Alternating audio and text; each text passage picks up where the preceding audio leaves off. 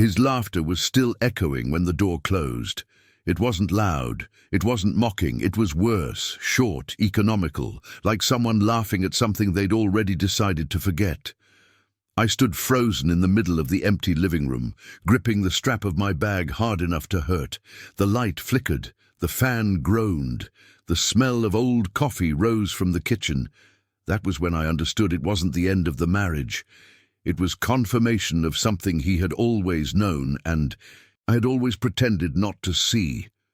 "You can't keep up anymore," he said, adjusting the expensive watch on his wrist. "It's not your fault, it's just a difference in rhythm." Difference in rhythm. The words hung in the air like a crooked picture frame. I thought about the bills, the refrigerator that made noise at night, my worn shoes, the broken elevator in the building.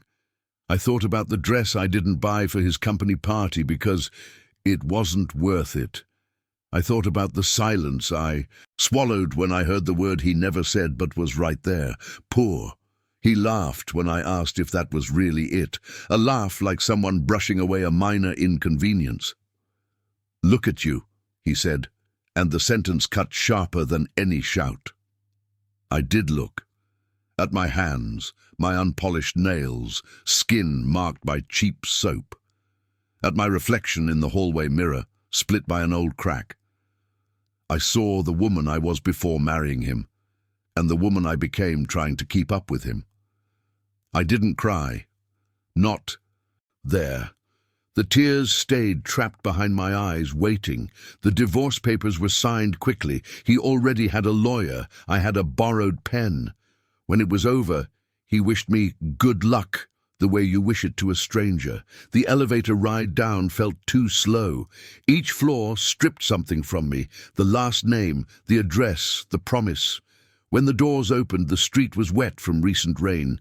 The asphalt reflected yellow lights. A bus passed, coughing smoke. I breathed in and walked. I moved.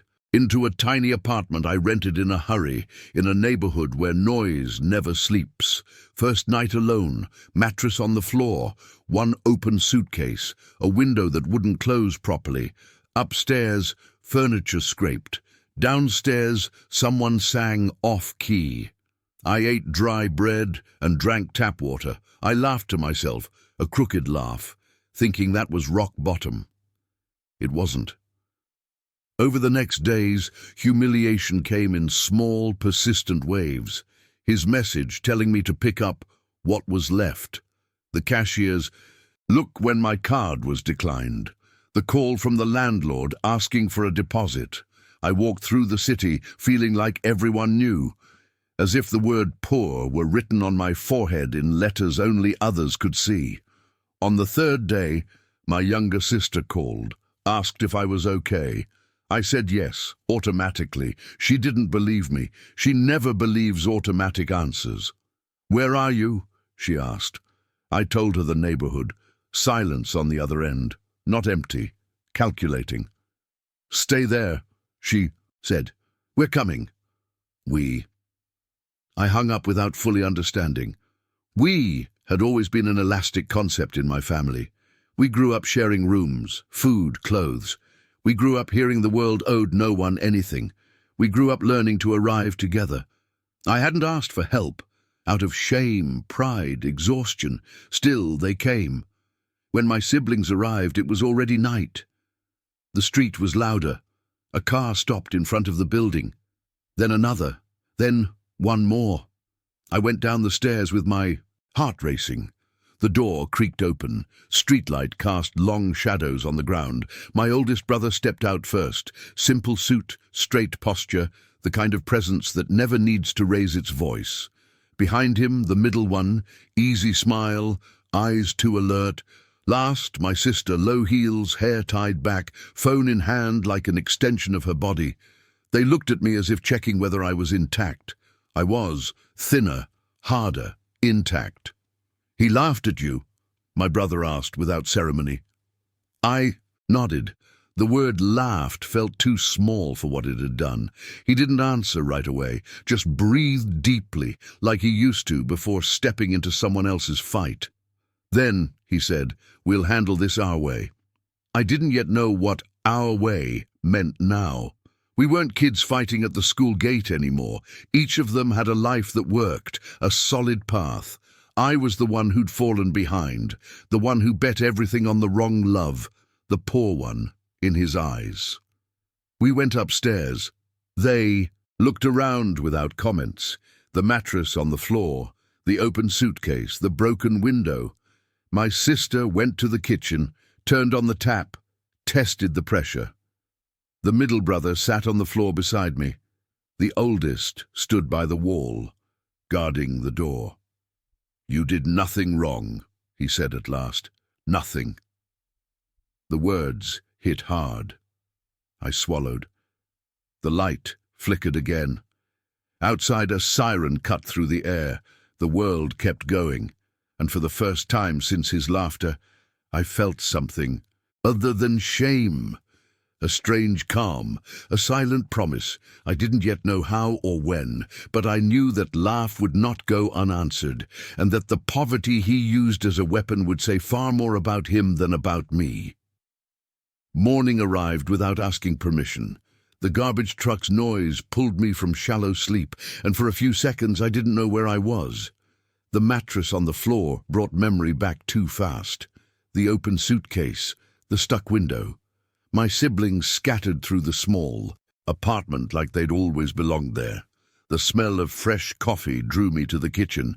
My sister stood with her back to me, stirring with almost surgical precision. Her phone vibrated on the table, ignored. Sunlight slipped in crooked, hitting old tiles. My oldest brother read something on his tablet, serious. The middle one leaned against the counter, watching everything like someone measuring distances. "Did you sleep?" my sister asked without turning. "I did," I answered. Not a lie, just not the whole truth. We sat at the improvised table. 3 chairs, 1 upside-down crate, coffee too strong. They didn't ask for details.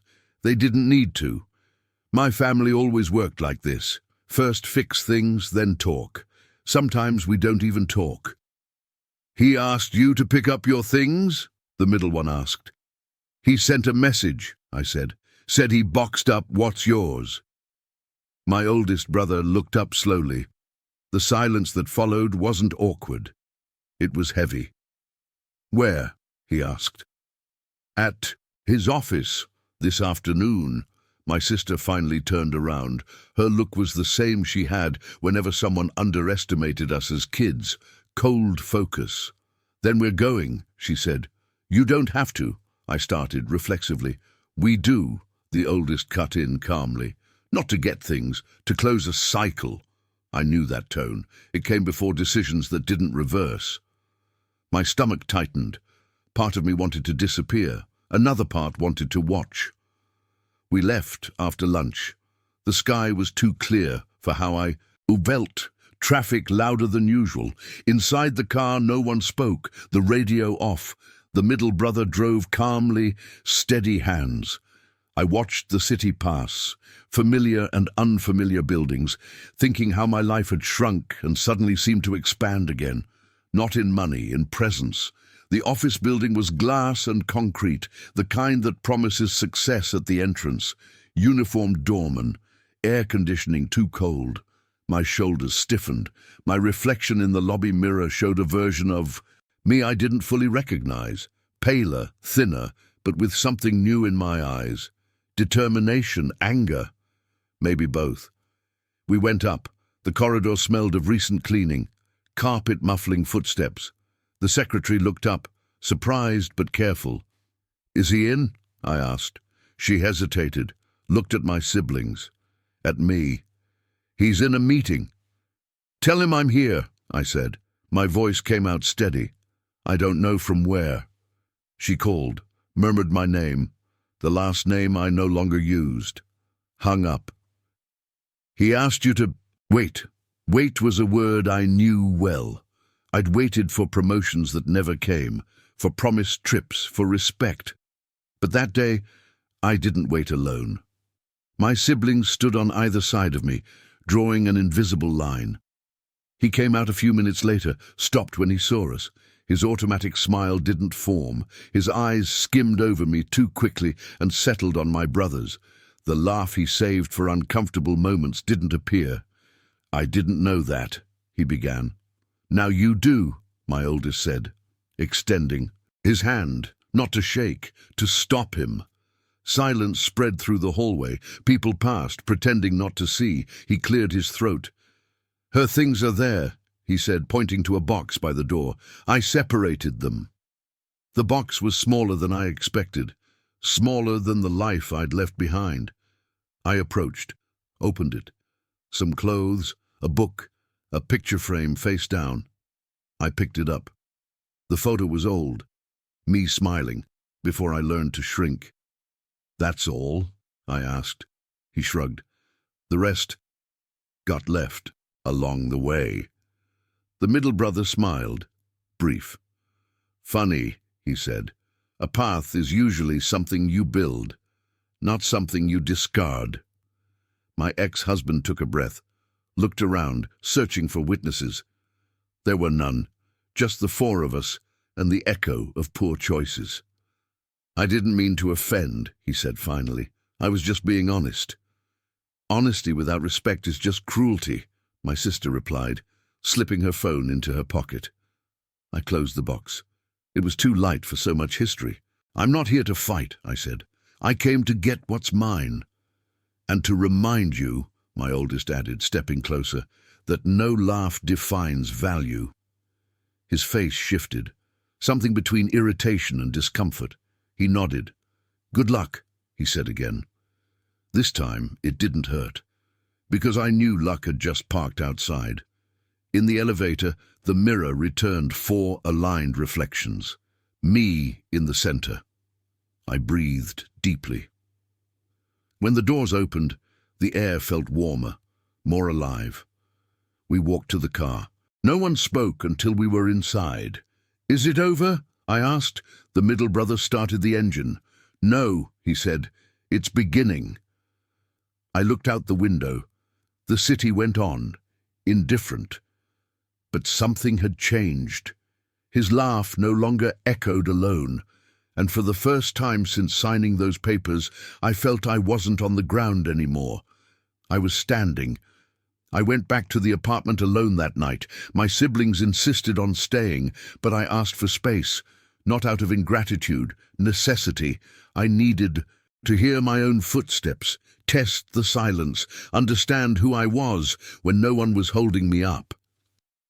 The neighborhood was awake, the bar across the street with the TV loud, laughter bursting into the air, a dog barking without conviction.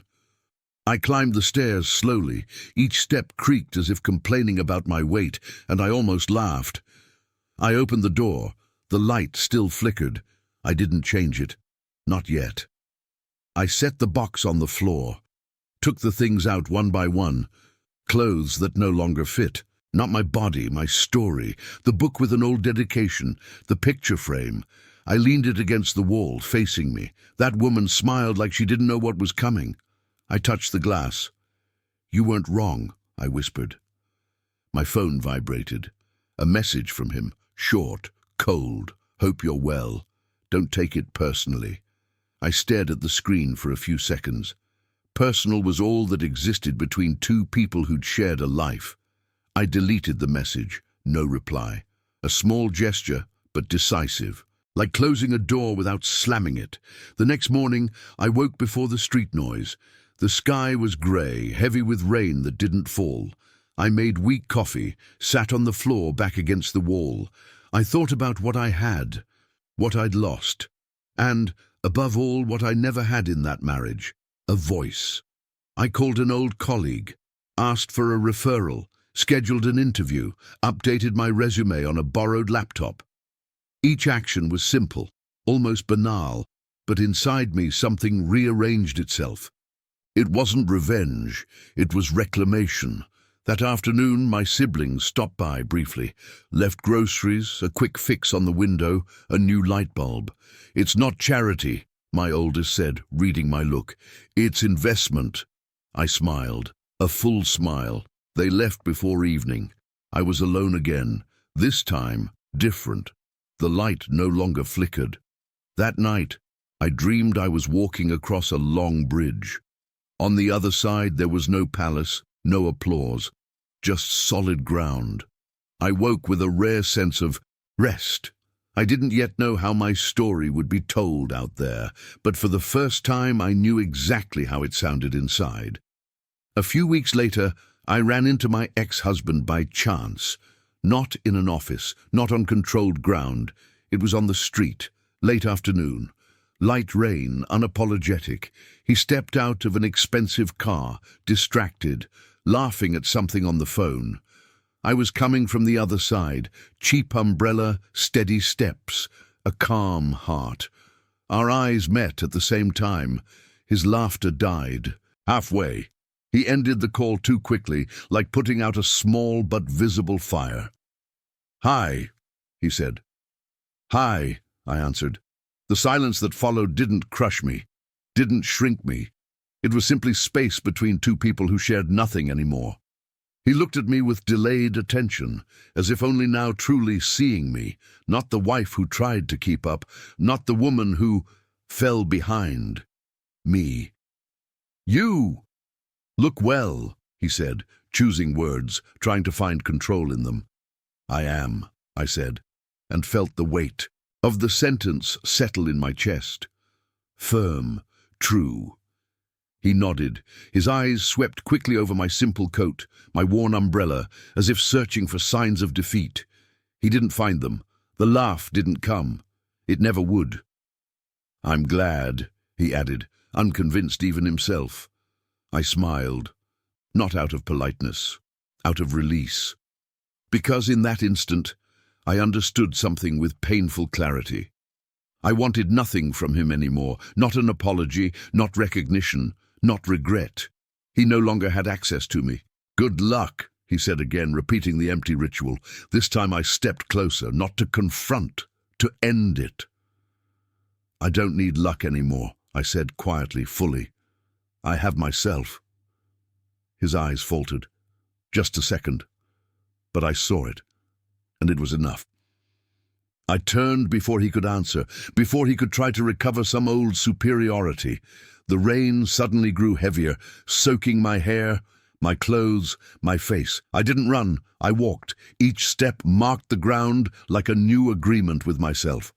I entered. A small cafe, almost hidden between buildings, smell of warm bread, fogged windows. I ordered the simplest coffee on the menu, sat by the window, watched people pass, each carrying their own invisible battles. I held the cup with both hands. The warmth rose slowly. I thought about his laughter, how that sound tried to reduce me, how it almost succeeded. I thought about my siblings, their solid silence, the way they arrived without needing explanations.